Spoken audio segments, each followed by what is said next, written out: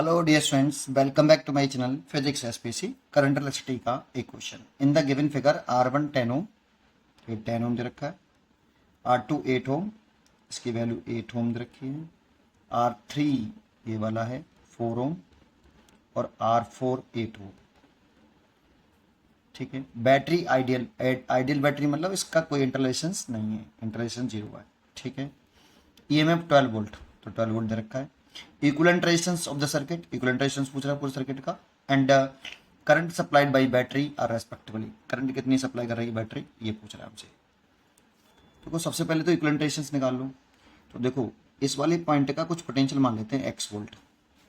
तो देखो ये सिंपल वायर है तो इसका भी पोटेंशियल x वोल्ट होगा, और इसका y मान लो y वोल्ट, तो इसका भी पोटेंशियल y वोल्ट होगा, है ना। अब देखो इसके अक्रॉस कितना पोटेंशियल डिफरेंस है, x माइनस वाई, इसके क्रॉस x माइनस वाई और इसके cross x minus y. That means इन तीनों के अक्रॉस पोटेंशियल डिफरेंस सेम है। अब इसका देखेंगे तो इसका सेम नहीं होगा। इसका अगर जीरो मान लें, किसी एक पॉइंट का जीरो मानते हैं तो 0 वोल्ट।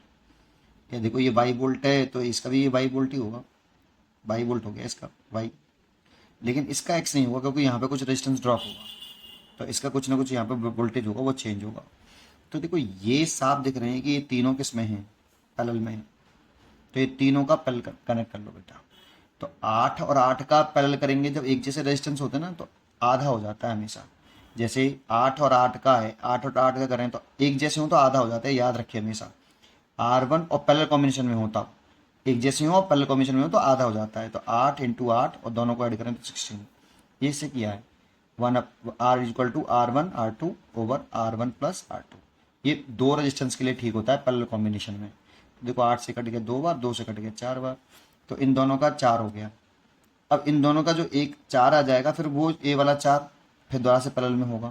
तो 4 और 4 का आधा कितना हो जाएगा 2, तो 2 ओम हो गया इसका। या निकालना चाहो तो सीधा निकाल लो यार, 1/8 dash is equal to 1/8 plus 1/8 plus 1/4। ऐसे कर लो, 8 एलसीएम ले लो, यहाँ 1 + 1 + 2, तो ये ऊपर 4 हो जाएगा, ये 8 हो जाएगा, ये R डैश, तो R dash is equal to आ जाएगा कितना 2। और वैसे ओरल हो जाता है, 8 8 का आधा 4 और 4 का आधा 2, तो खत्म, फटाफट हो जाता है। फिर सर्किट डायग्राम कुछ इस तरह से बन जाता है भाई। ये R1 है, ये पॉइंट x है, और यहाँ पे एक रेजिस्टेंस लगा लो 2 ओम का, और ये वाली 10 ओम है, और ये आपका 12 वोल्ट की बैटरी है। ऐसे अब देखो ये दोनों सीरीज में आ जाएंगे, करंट ऐसे गई, करंट डिवाइड नहीं हो रही इसमें अब ऐसे। तो ये दोनों रेजिस्टेंस सीरीज में आ गए, तो इक्विवेलेंट रेजिस्टेंस तो आ गया कितना 10 + 2 12 ओम ऐसे। और 12 ओम तो इक्विवेलेंट रेजिस्टेंस हो गया, तो टोटल करंट निकालें तो total EMF upon total resistance, ये फॉर्मूला होता है सर्किट का। ये टोटल करंट है आपकी, तो total current is equal to total EMF 12, और इंटरलेशंस है नहीं बैटरी का, और टोटल रेजिस्टेंस बना रहा है 12 ओम, इसलिए 1 एम्पीयर करंट आई। तो बैटरी ने जो करंट सप्लाई करी सर्किट को वो 1 एम्पीयर, और टोटल रेजिस्टेंस जो आया वो 12 ओम, तो 12 ओम 1 ampere. D choice is correct. Easy question था, पढ़ते रहिए और खुश रहिए।